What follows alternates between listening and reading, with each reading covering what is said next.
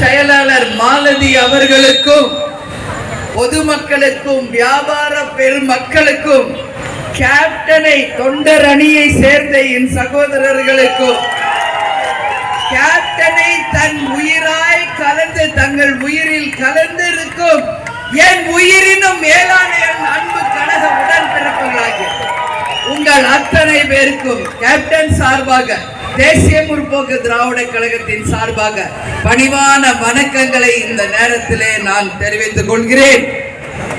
சேலம் மாவட்டனாலே கேப்டனுடைய கோட்டை.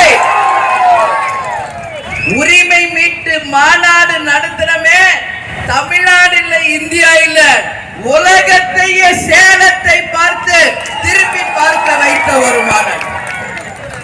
கோட்டை முதல் குமரி வரை சொல்வாங்க.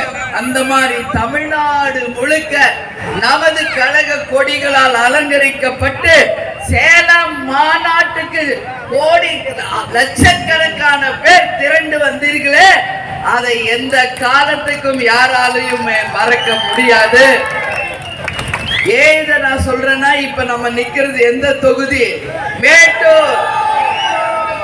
இந்த தொகுதி முரசுவின் தொகுதி, கேப்டனின் தொகுதி, தேமுதிகவினுடைய தொகுதி. இது அதே தொகுதியை நான் உங்களுக்கு சொல்றேன், உறுதியாக மேட்டூர் தொகுதியை மீட்டெடுப்போம்.